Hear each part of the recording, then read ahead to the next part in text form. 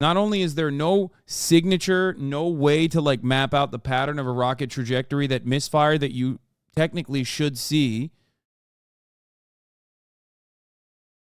Really thought that I would see and have confirmed pictures of terrorists beheading children. Babies and toddlers were found with their heads decapitated. What separates Israel, the United States, and other democracies is our respect for international law. There's no occupation in Gaza. Oh, yes, there is. Absolutely. Absolutely, there is. I don't think there's any way Israel can be expected to coexist or find some diplomatic off-ramp with these savages. Nowhere to run, nowhere to hide. A full-scale Israeli ground offensive would likely lead to large-scale casualties. They are terrorists. Civilians as human shield. Accept the right of Israel to exist. Whoever strikes Israel will strike back. Does that mean starve the Palestinian people? They have to be eradicated. My view is one side is guilty, and it's not Israel. The war is not just with Hamas. The war is with all the civilians. We're in a religious war here. Finish them. Finish them. Yeah, like every Western media personality, every Western politician, with the exception of like a select few, and every IDF spokesperson, or whether they're speaking to the Israeli population or the Western media, has been very open about their interest in doing ethnic cleansing. Like very, very open. There is no way to misconstrue their words. When you say we're fighting human animals, when they say we're going to turn Gaza into a tent city, when they say we're going to do a Nakba that's worse than the Nakba, it's going to be even worse than the Nakba that happened and double the Nakba. It's just so crazy. It's just so fucking insane that people are just oblivious to all of those other statements. Like I sometimes try to understand how you can operate like this, right? Like how can you look at the situation on the ground?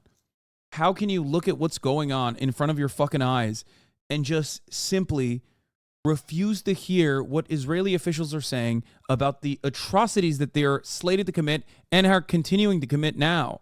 Roiper Hasan Alliance, I want to say so many fucking awful things to you that I will get banned if I genuinely tell you how I feel. Just follow your leader, you know? Follow your fucking leader. Do the right thing. Do what Adolf did, okay? And just, you know, go out the same fucking way that he did. You stupid bitch. There is a hysteria in this country right now, characterized by a type of bloodlust and misinformation campaign we haven't seen since 2001. At the time of filming this, it has been 11 days since the October 7th Hamas attacks in southern Israel and the ensuing devastating Israeli response in Gaza, where Israeli bombardment has killed thousands of Palestinians, including over 1,000 children. The current death toll in Israel from the Hamas attacks stands at 1,400 Israelis. Over the course of just 6 days, Israel has dropped 6,000 bombs on Gaza. It has wiped out all generations of dozens of families. It has repeatedly bombed the Rafah crossing between Gaza and Egypt, making it impossible for anyone, including dual nationals, to escape.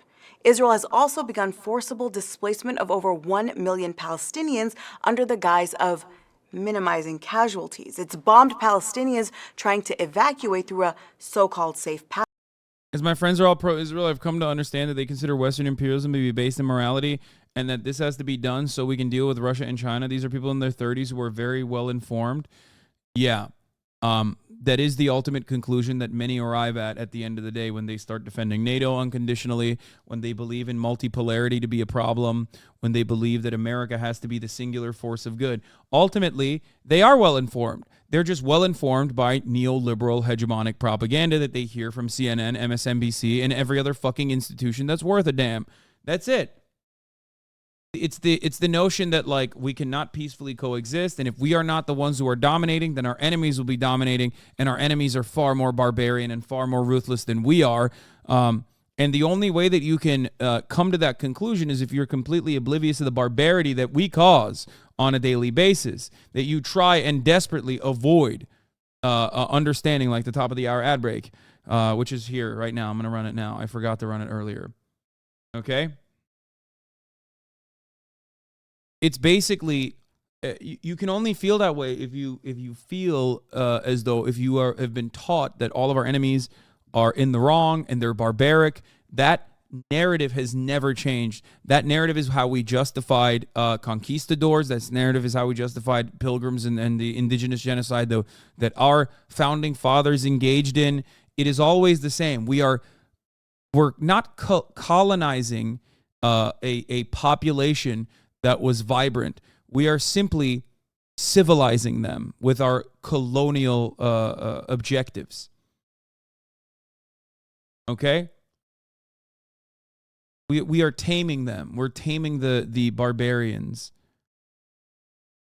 And, you know, it's an ahistoric narrative that still is repeated regularly. When people talk about indigenous genocide, they say, well, they were cannibals, you know, they were fucking horrifying monsters and we had to kill them.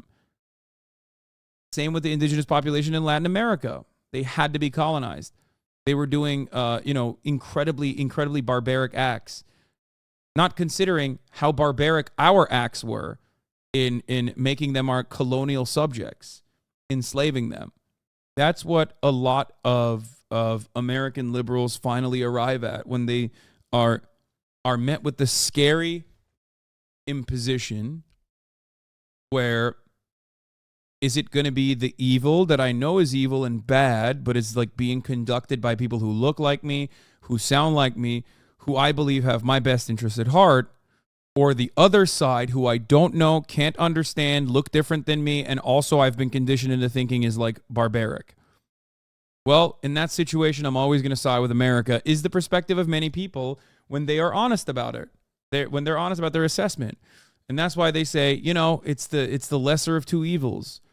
It's the more moral force here that is engaging in the extraction of natural resources from the third world and the death and destruction that it has facilitated for years and years. Passage. And in the midst of all of this, Israel has also enforced a siege on Gazans, cutting off access to food, water, and electricity. It has killed several dozen Palestinians and arrested hundreds in the West Bank, where the Israeli state has distributed thousands of weapons to settlers, planning on arming thousands more. What Israel is doing in Gaza is, by every objective and humane measure, an atrocity. It is carrying out war crime after war crime, compounded by more war crimes, lending themselves to what many are calling an impending genocide of the Palestinian people, if not one already. In U.S. news media, lockstep with the Israeli state and the American political establishment is giving them permission, a carte blanche to do it, that Israel has a right to defend itself and that Israel is right to defend itself, however it chooses. Welcome to a special episode of Backspace, where we look at how this story right now is being told in the headlines and how everyone's lost their goddamn minds.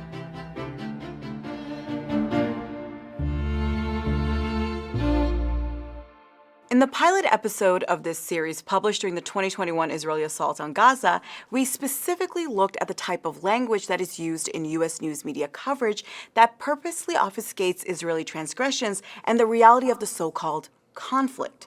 That it is not a conflict, but rather an occupation where there is an occupier and an occupied. It's not really an eviction, it's forced ethnic displacement, to be accurate, because an eviction implies legal authority, while the Israeli occupation has no legitimate jurisdiction over the eastern parts of occupied Jerusalem under international law. The language hasn't changed. There are still equivocations made between the Palestinians and Israelis as though they're equal parties to a conflict. And there is still the complete removal of the context of decades of an occupation that is the source of all violence.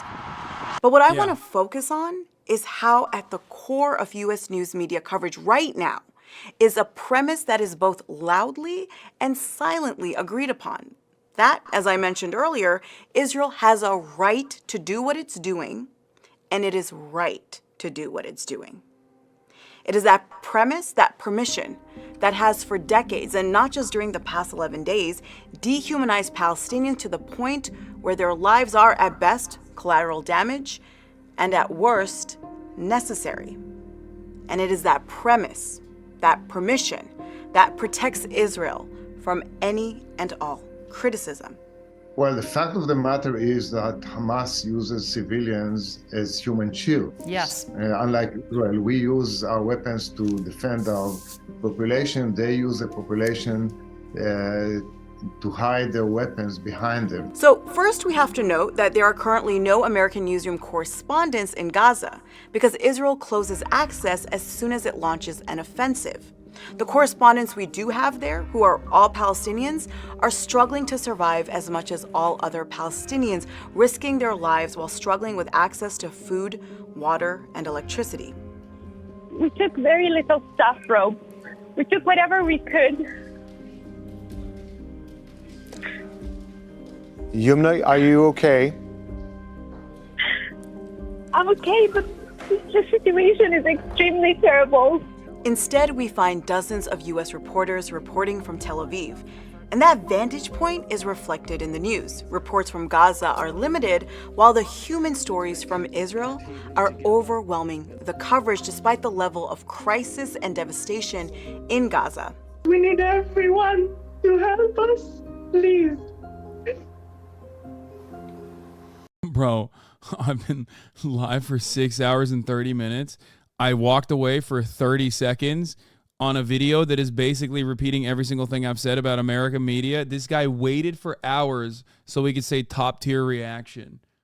Take it up with Al Jazeera. They're pretty fucking, I'm sure the journalists that were involved in making this fucking footage are probably perfectly happy with me playing this, even if I don't react to it wall to wall, you know? I mean, dude, loser behavior to the fucking maximum, dog. Really, think about that. Think about that, dude. Last time he was in here was during drama, by the way. Goes to show you what this guy's opinion is. Maybe you can, listen, I'm not going to ban you, swag dog 420 no scope. I want you to sit here and watch this and maybe learn a thing or two. I promise you, okay? If you come in here with charitability, your perspective will most likely change, okay? I'm sorry, I'm so emotional.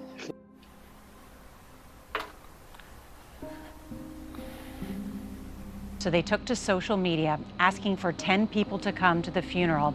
That's the number required for Jewish religious ceremonies. It's called a minyan. But this is what they got.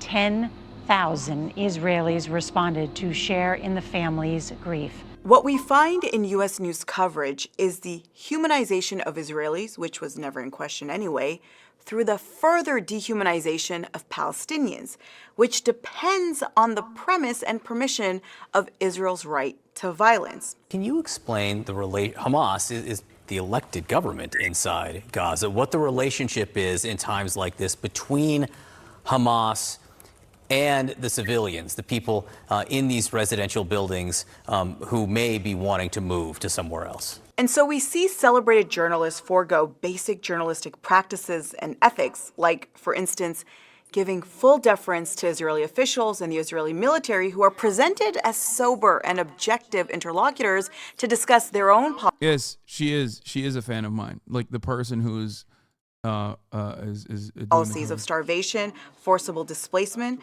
and bombing. We have called on Gazan civilians to vacate the northern part of the Gaza Strip out of a concern for their safety. I'm a fan of hers as well. And according to the reports that I have, many Gazans are indeed heeding that warning, despite the fact that Hamas is telling them not to. We see journalists present unsubstantiated incendiary claims coming from Israeli state and military sources as factual, without any disclaimers. Yep. Consider CNN's Sarah Sidner, who was among many journalists to push the unsubstantiated story about Hamas fighters beheading 40 Israeli babies and toddlers, a claim that even Israel has refused to investigate. The Israeli Prime Minister's spokesman just confirmed babies and toddlers were found with their heads decapitated. And it was a claim that was used to push the Israeli propaganda campaign, calling a framing that has been used to justify the bombardment of Gazans. Hamas is ISIS, and just as ISIS was crushed, so too will Hamas be crushed. Because beheading babies, decapitated babies, spreads and catches on for a reason. It invokes ISIS, which encourages a specific justification and course of action. That needs to be seen in the context of the Israeli defense minister calling Gazans human animals. It needs to be seen in the context of decades of depictions of Arabs and Muslims as pathologically violent and barbaric. Even if you get rid of Osama bin Laden tomorrow, you're going to have dozens and hundreds of Osama bin Ladens all over that part of the world. And that's why 40 beheaded Israeli babies resonates so much deeper in an American media and political landscape than just stating the fact that several Israeli children had been killed. And it resonates so much deeper than the over 1,000 Palestinian children killed by Israeli bombs. Dead children are dead children, but U.S. coverage over the last 11 days has made it clear that they're not. Another example of what is essentially stenography for the Israeli military was this. That's NBC correspondent Richard Engel tweeting that the Israeli military had claimed that Hamas was behind the October 13th bombing of a so-called safe passage for Palestinians in the north to evacuate to the south following Israeli evacuation orders. 70 Palestinians were killed in that bombing, and the evidence we do have does indicate that it was from an Israeli airstrike. And then there was the October 17th bombing of the Al-Ahli Arab hospital in Gaza, which killed at least 500 Palestinians. While it was initially reported as an Israeli airstrike, Israeli officials and news channels started immediately pushing that the massacre had resulted from an Islamic Jihad rocket misfire. Immediately, most U.S. newsrooms began parroting this talking point without pushing back. You mentioned IDF said that they are looking into the incident, that it could potentially have been a Hamas misfire, if you like, of a rocket. So what's wrong with Engel's tweet or Ward's report? Well, it's emblematic of, again, what's at the core of coverage of Israel, not only in this moment, but always. The words of Israeli officials and military are presented as simply matter of fact.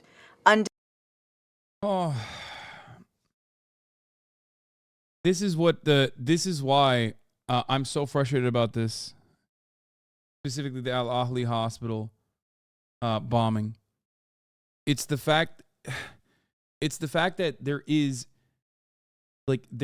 no conclusive evidence that verifies anything that Israel has said, and only evidence that has shown things that Israel has said to be wrong, including the inconsistent evidence that they pointed to on their own efforts to say this was the Islamic Jihad rocket that misfired. Not only is there no signature, no way to map out the pattern of a rocket trajectory that misfired that you technically should see, okay? But also, on top of that, the only evidence that has been presented so far has been presented by the IDF claiming that it was the Islamic Jihad rocket, which they originally said was Hamas and very quickly said was Islamic Jihad instead, and then showed a phone call that was also inconclusive. The audio they provided was laughed at by most people.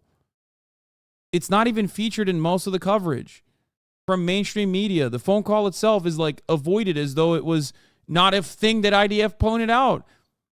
If you were to look at the many different things that they brought up on the side of the IDF, like the fact that they lied and said that there was no bombing campaign happening in that region at the time, which was just a lie. That was straight up a fucking lie. We saw it with our own two eyes that was a lie.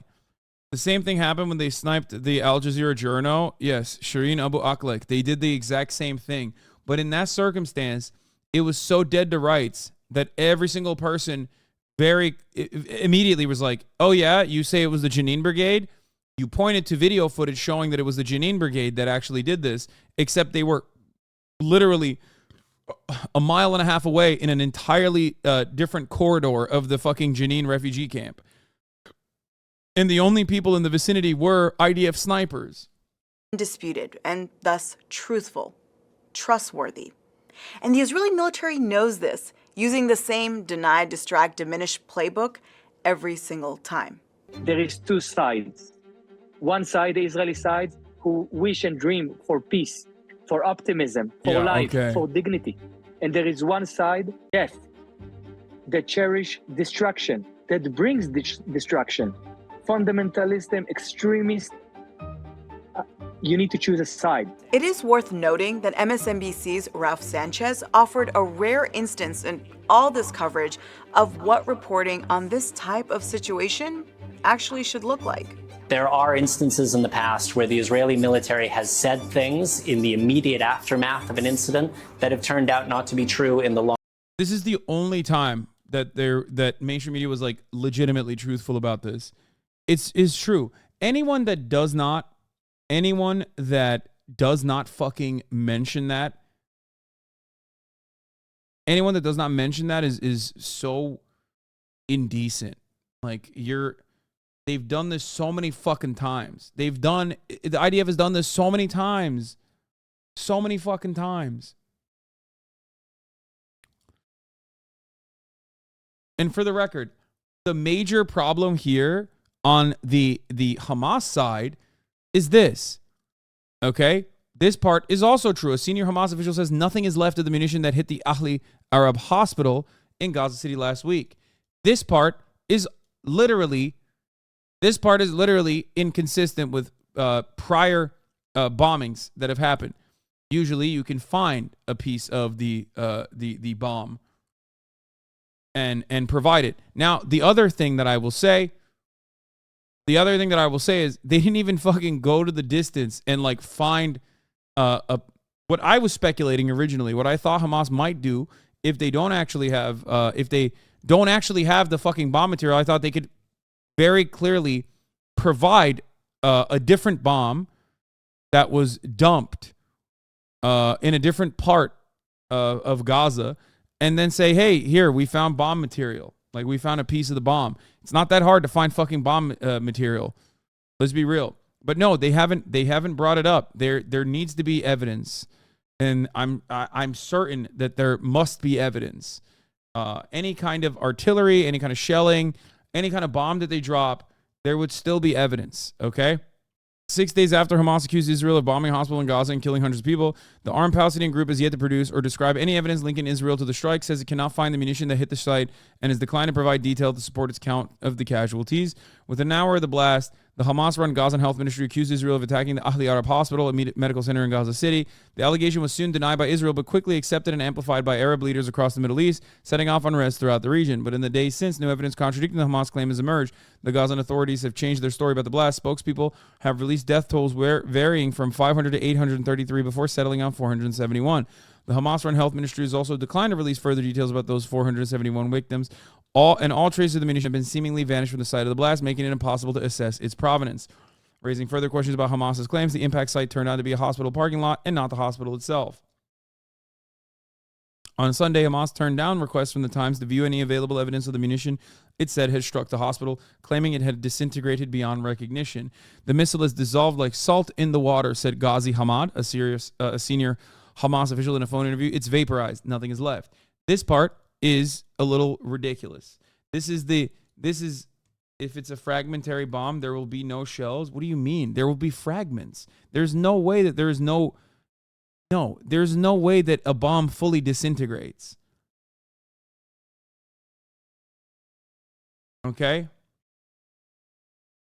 That is, I mean, you have to be honest about it. That part is actually very suspicious.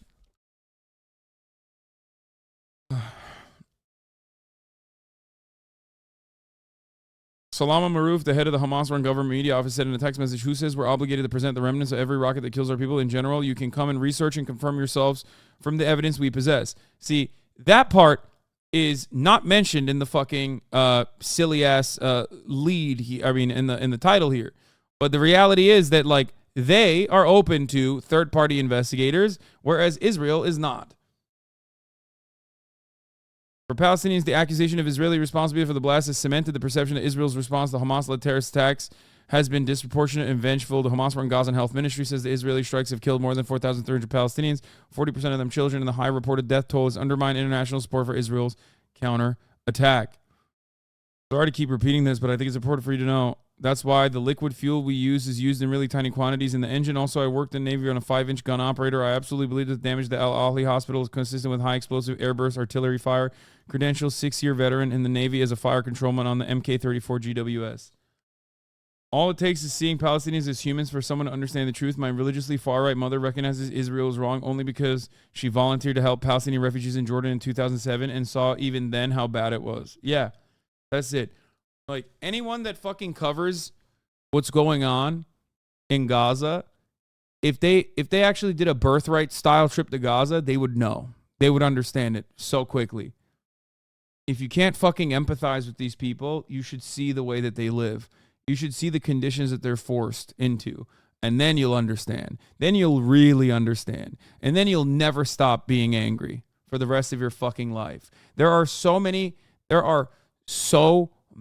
fucking people, okay? So many people that have gone into Gaza, from Anthony Bourdain to Daniel Day-Lewis to all these like random celebrities in Hollywood that have actually been to Gaza, and their perspective is forever different, okay? I mean, I'll tell you this much. Amongst the American military, there are a shit ton of veterans who served, who went to Afghanistan, who went to Iraq, who are, especially in this community, as a matter of fact, very conflicted about their service and actually are anti-war activists now. That is because they saw the gruesome shit on the ground. That is because they were met with their own morals when push came to shove, and they behaved as violent weapons at the behest of the U.S. military, at the behest of the military-industrial complex. They saw that and recognized the unimaginable pain that they were causing to others. Those people, for the most part, especially a lot of active duty combat veterans, for the most part, will have a different perspective on Palestinians than many others. Like, even if they are reactionary in other directions, even if they're reactionary in general, you don't have to be a left flank vet or a PSL guy like Mike Prisner. I'm talking like straight up guy who's like middle of the ground, maybe a Republican even. But if you've fucking been down there and you saw it and you recognize the humanity of the people in Afghanistan, recognize the humanity of the people in Iraq, and how horrifying the conditions were for those people, you will absolutely have a different perspective on what Palestinians are going through right now. Long run. And the one example I'll give you is that when the Al Jazeera journalist Shireen Abu Akleh was killed in the occupied West Bank, the Israeli military initially said that she was killed by Palestinian gunmen, and it was only months and months later that they admitted that it was likely an Israeli soldier who fired the fatal shot. Now, while the number of Palestinians killed in Israeli bombardment continues to rise at a striking rate, U.S. newsrooms haven't really given space to those demanding a ceasefire, a parallel to the position the United States government itself has taken. Here's CNN's Jake Tapper speaking with Nikki Finish-Them-Haley about concern for Palestinian civilian life. Do you think the U.S., Israel, Egypt needs to be doing more to help these innocent Palestinian civilians get out of harm's way? Although you just heard Jake Sullivan say one of the problems is Hamas is keeping the civilians in Gaza. They don't want them to leave. Throughout the segment, there is no mention of a ceasefire, which would certainly take civilians out of harm's way. Citing Biden's national security advisor Jake Sullivan, Tapper also places the onus on Hamas for what's happening in Gaza, not the country that controls Gaza and has been carpet bombing it. Because again, the premise is silently agreed upon. Israel has a right to defend itself. Israel is right to defend itself. But look, it goes well beyond this. Yeah, there's so much more. While people keep referencing this is Israel's 9/11, this is Israel's 9/11, what keeps being missed is that, yeah, it is a lot like 9/11, specifically in the way the U.S. news media and its political establishment, choking on the fog of war, absolutely lost their minds, cultivated one of the worst periods of mass hysterical racism it's wild to me that like that is one of the craziest parts about it. But I guess it's just because it's white supremacy, you know, and it's a comfortable, like Americans are far too comfortable in that category. You know what I mean? They're so good at playing this familiar field, right? It is very frustrating to see how quickly they got into that skin, that post 9/11 glow, how quickly they jumped to it. Kind of wild. And gallivanted into two of the bloodiest wars of the past century, leading to complete destabilization of entire regions and millions dead. We have editorials from leading papers calling to stand with Israel against war crimes as it carries out horrific war crimes. We have op-eds by professors calling their students anti-Semitic and imploring employers not to hire them because they stand against the Israeli occupation. And by the way, I just want you to know something. Like, at this point, it's not about like, oh, you're not engaging in proper condemnations, right? I need you to understand something. This guy got fucking replaced as the editor-in-chief of eLife, the journal, okay, the funder, researcher, collaboration, open access journal for research in the life and biomedical sciences, for retweeting The Onion piece that calls out the indifference of the lives of Palestinian civilians, okay? This was his tweet. Dying Gazans criticized for not using last words to condemn Hamas. The Onion speaks with more courage, insight, and moral clarity than the leaders of every academic institution put together. I wish there were The Onion University.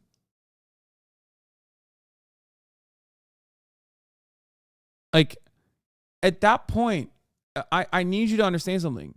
At that point, this is not about like, oh, you didn't, deal with the situation with the proper carefulness that it demands. Like, not only is he correct, he's morally in the right here, okay? He didn't even say anything that was like out of pocket. So why did this happen? He's also Jewish with family in Israel. See, I didn't even know that. Holy shit.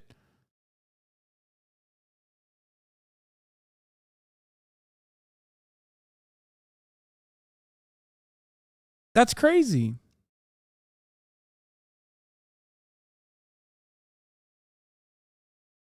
Did we adopt fog of war from gaming lexicon? No.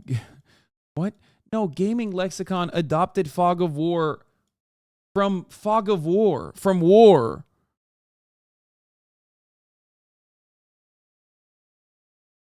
What the fuck?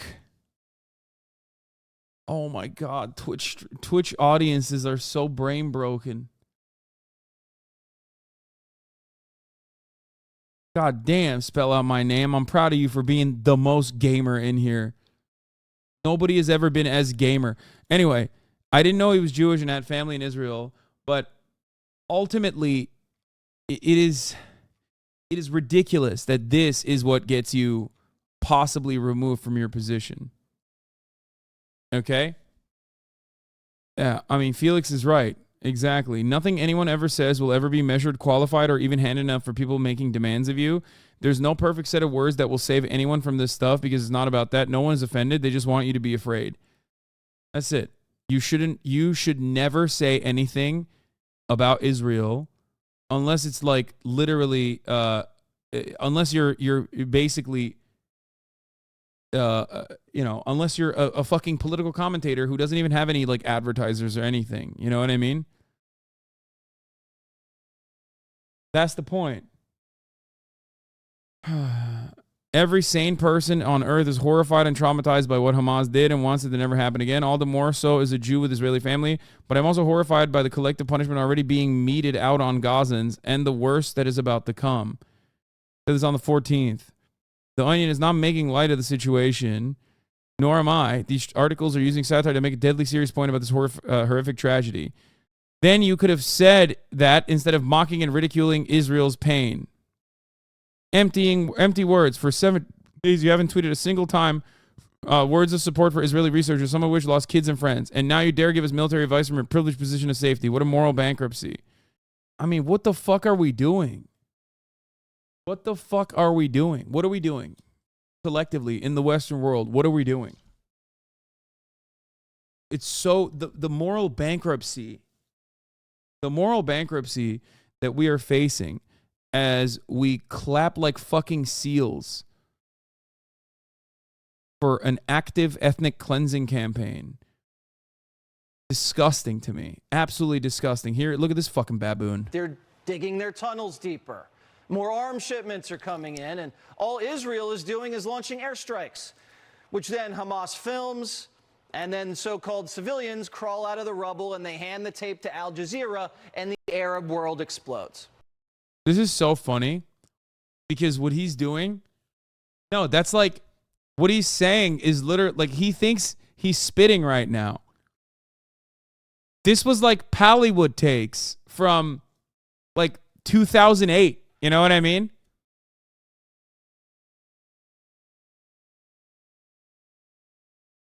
He thinks he's him. This is not new. This is not clever.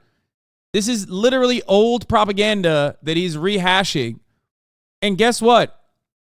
In 2008, many people were unfamiliar. And I think the situation was heavily in favor of Israel in general. We're not there anymore. Everybody's got a fucking phone camera. The whole like Pallywood narrative makes you look like a fucking asshole, okay? So bad. They're digging their tunnels deeper. More arms shipments are coming in, and all Israel is doing is launching airstrikes, which then Hamas films, and then so-called civilians crawl out of the rubble and they hand the tape to Al Jazeera, and the Arab world explodes.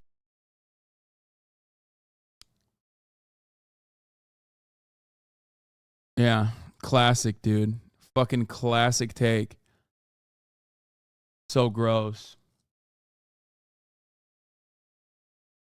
I swear the bots are out on Reddit. I just refuse to believe so many bloodthirsty people are out there. Should not lose sight of is how many people are taking it to the streets. That's important. Against apartheid. We have billionaire CEOs seeking to ruin the lives of students who wrote a letter akin to the Haaretz editorial blaming the Hamas attack on Benjamin Netanyahu. MSNBC removed its 3 Muslim anchors from the anchor chair. Reuters declines to even name Israel in its statements about the killing of one of its journalists, Issam Abdullah.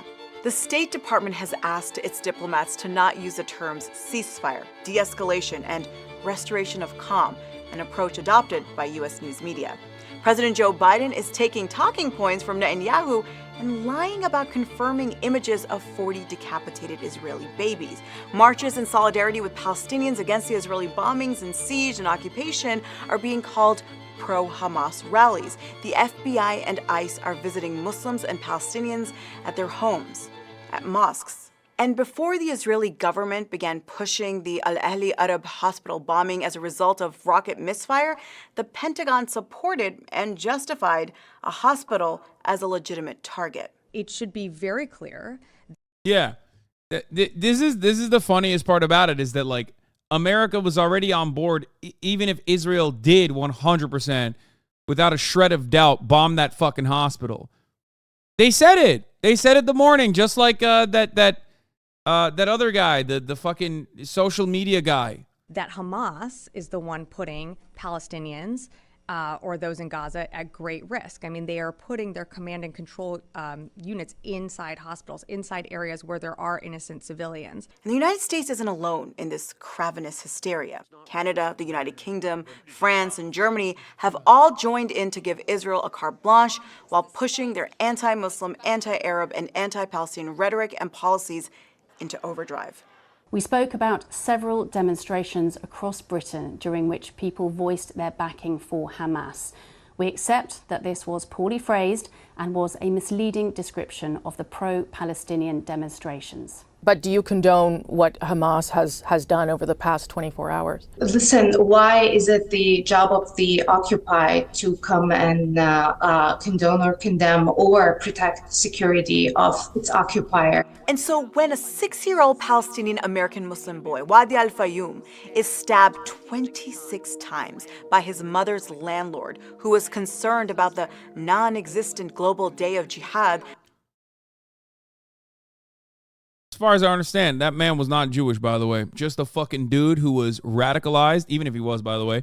Not because he was Jewish that he did this hate crime, but because he was radicalized by fucking far-right Fox News. That's what they fucking said. Just like I told you.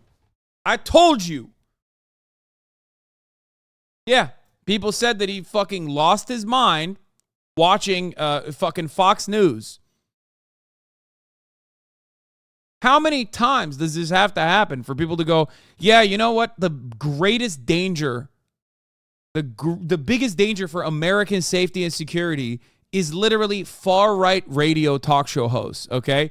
It's not fucking Muslims against Jews or anything like that. It is the stochastic terrorism that comes from far-right Fox News and far-right radio talk shows, okay? And I told you before it happened. I told you. Jews in America should never fear Muslims in America. They should fear white supremacist neo-Nazis. Same goes for Muslims. Muslims in America should never fear Jews in America. They should fear white supremacist neo-Nazis. Those are the motherfuckers that are contributing to damn near every single fucking domestic terrorism act here in the United States of America. That made headlines across the country. Who are we blaming? Are we blaming Hamas? Or are we blaming a media and political landscape that decided that the greatest lesson from the mass hysteria following 9/11 that led to some of the greatest civil and human rights violations? Actually, good take for once. Yeah, this is my first time I've had a good take. Thanks, man. My man's an actually good take for once to a take that I have had. First one. First good take, boys. We got it. Violations in recent history was to repeat it? U.S. news media, long a stenographer for U.S. foreign policy, is once again washing its hands in blood while giving permission and protection to unrestricted Israeli violence against Palestinians. The coverage of the occupation has to change. The coverage of this current devastation has to change. Not changing it is complicity. Complicity in what we have allowed and are allowing to happen to the Palestinians. You are genocide supporters. You are not welcome here. Genocide supporters. Yeah, that man spat. Like,